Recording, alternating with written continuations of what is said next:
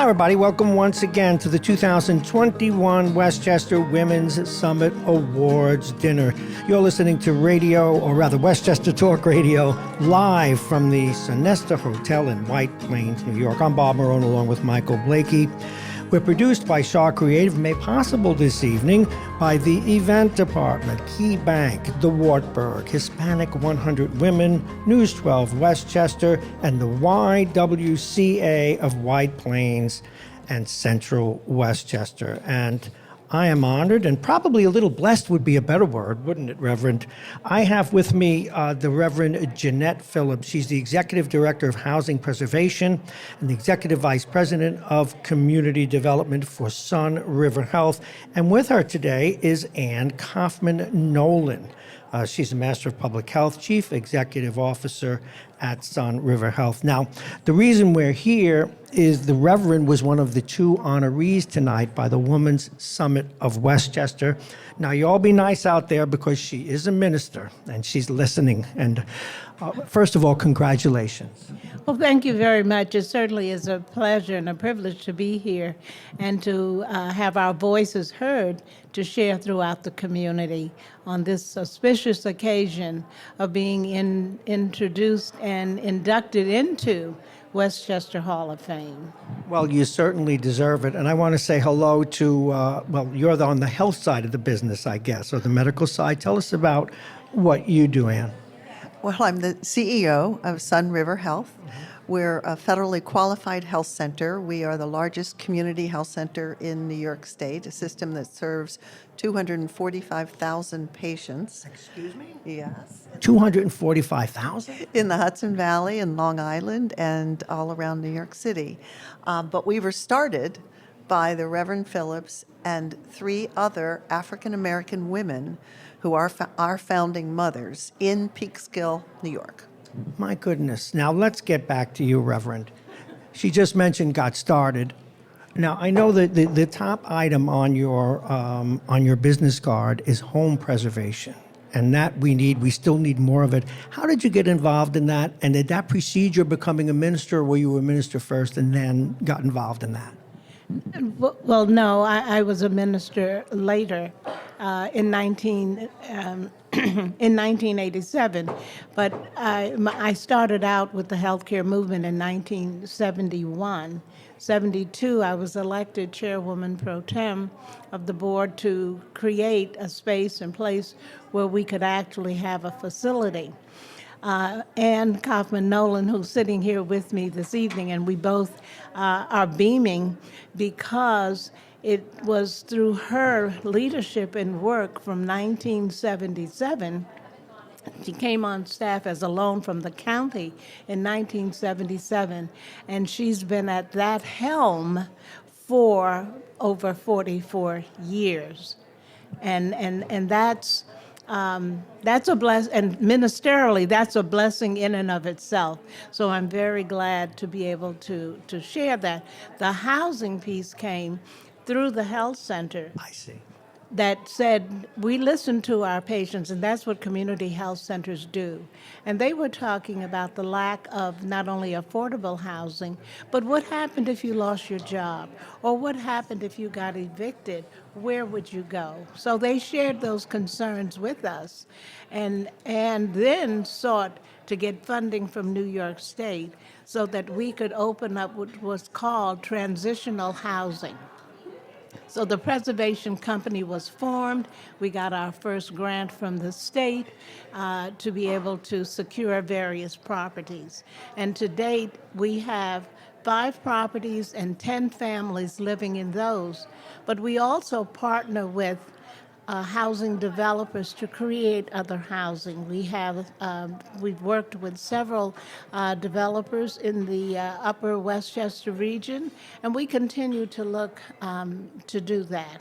And Ann perhaps now could share a little bit about some of the things that we have on the agenda coming up as it will relate to healthcare and housing as meeting the social determinants of health. Well, I will do that, but then I'll be back to you. We need to find out, if you weren't a human being, I'd say, where do they make you? But we have to find out what motivated all of that. Now, Ann, 44 years. I'm not buying it. But anyway, you've been with the organization 44 years? Yes, but Reverend Phillips has been here longer. No, as you I'm might going back to her, suspect. but she threw the ball to you, so we have to have this conversation, okay? And tell us about that. But I also want to mention, Reverend, that when she came and introduced herself, she acted like all she did was carry water, you know. But so, very modest woman.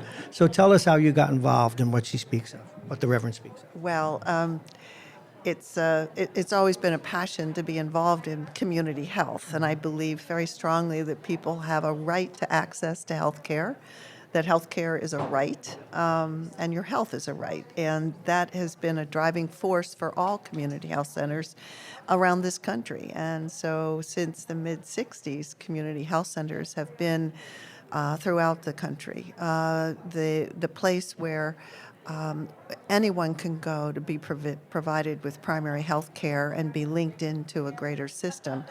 Foremost, though, is the horizontal way in which we look at community, all the needs of people, the needs of the environmental health, the living in a safe and sanitary home and housing, having a place to live is important, food security is important, but basic health care with physicians, we've got nearly 2,000 staff providing care to the number of patients I spoke of earlier in 43 sites, 43 health centers, 18 of which are in the Hudson Valley and the others in New York City and Long Island, all a not-for-profit model, all that we all believe in the access to creating access for communities that have not had access to health care, and bringing those services through very, very high-quality physicians, mid-level practitioners, midwives, nurse practitioners, physician's assistants, dentists, behavioral health specialists. So behavioral health and mental health services are part of what we do. We have 80 dental chairs that are serving people throughout the metropolitan area. And we are not alone in this. Just to say that community health centers, we're one corporation, and there are 1,500 corporations with as many sites as we have throughout the country. But as I said before, we're the largest in New York State. It's amazing. I should think for both of you, it must be troubling when you see our politicians fight over the right to health care and how we have to squeeze out availability. Let's get back to you. We need to find out what makes you tick. Where did you grow up, Reverend?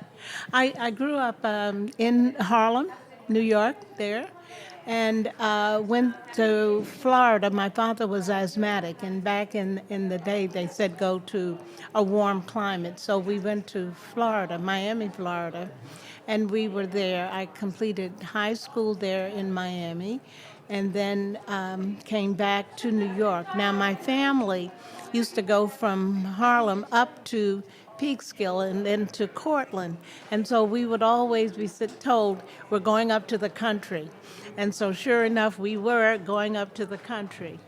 And when we didn't go by car, which usually got us as far as Ossining, and it broke down again, you know, one of those front that you had to turn the handle to get it going. That's how far back I go. So. No, hey, look, I remember when I grew up in Brooklyn and we used to call Yonkers going to the bushes, so I get it. So coming up, so when I completed that part of my education in Florida, we came back to Peekskill and then got married in Peekskill and started our family. And my husband and I had the good fortune, if you will, and the blessing to have a 9-family house, to purchase a 9-family house. We went from having 4 rooms, and people say, oh, you had a 4-bedroom? I said, no, we had 4 rooms and 4 children. Wow. So we needed a larger place. And this gentleman that was a contractor was working on a property and shared with us about this building. Well, long story short, we were able to make a contract for the building, but we both, my husband and I, worked at the Veterans Hospital in Montrose, a neuropsychiatric hospital. And one of the African American psychologists said to my husband, why don't you help the veterans by being able to make your home open to them as they now break the barrier of coming back into the community? And so we did.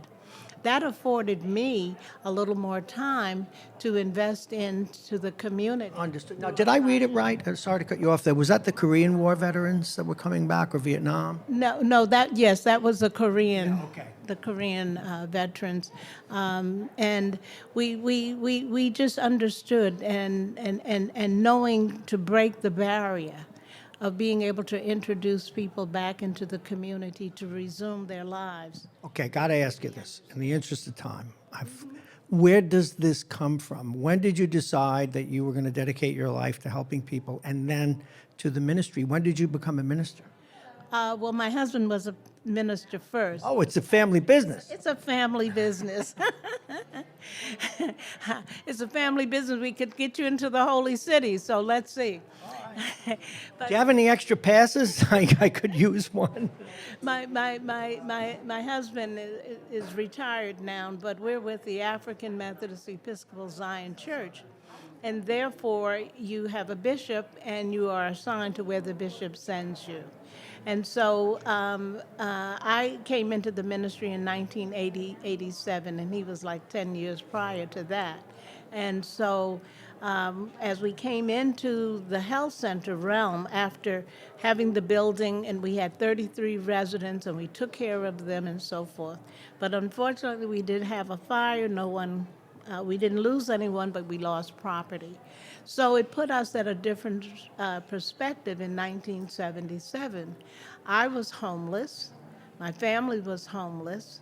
We were jobless because the business had gone up with the fire. And so we were then eligible for one of the anti-poverty programs, of the CETA program, for me to be able to come through that program. And Ann had the good fortune, if you will, of writing up a job description for an outreach worker. And I was able then to go to the employment office and put in my credentials, if you will, to become an outreach worker. Question. That's how the two of us ended up both working. I would be thrown off the radio if I didn't ask you this question. When you lost your job and your home, did you question your faith? That's very important. My husband and I were always givers in the faith. And one of the organizations that we would give to monthly, I was on my knees crying, and my husband brought in the mail, and he said, "Here's the mail," and he put it on the bed. And I looked at the mail, and there was an envelope from Greater Visions that we contributed monthly to. And it said on there, "Cast all your cares upon God who careth for you." And I read that, and I stopped crying, and then my husband came in and he said, "You know, what is it that you like, that you want to do?" I said, "Well, I'm doing the work at the health center." He said, "Well, why don't you share what's happening to us?" And I said, "I can't do that. I'm a volunteer." And so, needless to say, I did share this story back with Ann, Dr. Coteen, and another member from the Community Action Program, Harriet Gelfand. So that was the faith movement Wow. of going in. That's the real deal. Yeah, of going into that, and then being able to have our coming together, because we had very little money in terms of with the health center. We were concerned about even making payroll. I thought I would have to put the house up to get a line of credit or something. And Ann met with some of our other business leaders in the community, and they said, "Let's have a radiothon," just as we're speaking. Okay, so this explains why you're pretty comfortable with this. And I want to come back to you briefly, and then we'll wrap it up. But this is wonderful. So you two have been at this a long time, like the Bobbsey twins. Yeah, we're partners for sure. We're family. That was 1977. Even prior to that, with the relationship that we had through the Department of Health, Al Del Bello was a county executive, and Jack Goldman was Commissioner of Health at that time, and they decided for Reverend Phillips, because they knew of her deep desire to get the community health center started, that they would give me to the health center. So at no cost, I went into the community. We had 12 staff. We were seeing a few hundred patients. We had one doctor, one part-time dentist, and the county health department put together a package of in-kind services that included me. And so they put me in. I was like part of the in-kind. Like the fortune cookies when you order Chinese food. When does anyone get such an opportunity? I did have a healthcare background, and I had gotten a degree from Penn State. And I got Penn State, that's no. No, the MPH is from Columbia. That's on top of the healthcare. Another bad school. Listen, I had to have an agricultural school behind me because that is my love. And so we brought that to the table, and we, over all the years, that was something that CETA grant, Comprehensive Employment Training Act, was part of the employment opportunities for communities, and that was through the county and the state and the federal government, directly from the federal government, I believe. But we started to grow the number of grants that we got, and we've grown the health center to the size that it is today. 245,000 people that you help. I remembered the number.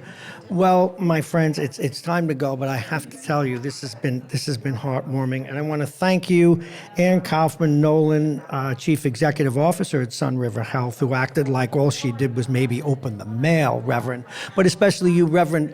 Congratulations on your honor from all of us here at Westchester Talk Radio. And just so people know who you are, before I let you say goodbye, Reverend Jeannette Phillips, Executive Director of Housing Preservation Company and the Executive Vice President of Community Development. So we had both of the big weeks here. Congratulations once again. Thank you ever so much, and again, it's a privilege to be able to share. And you've certainly been wonderful at this whole interview time. You've made us feel very comfortable, and certainly being able to talk. So thank you for what you do, but mainly so that the word can continue to go out of what community health centers overall do, and the kind of leadership that we have that really comes from the heart. Well, I guess it would be appropriate to say it now. God bless you both. See, I can wear the uniform for a little bit. Thank you so very, very much, and congratulations. All right, folks, we're going to take a quick break. We'll be back after these words.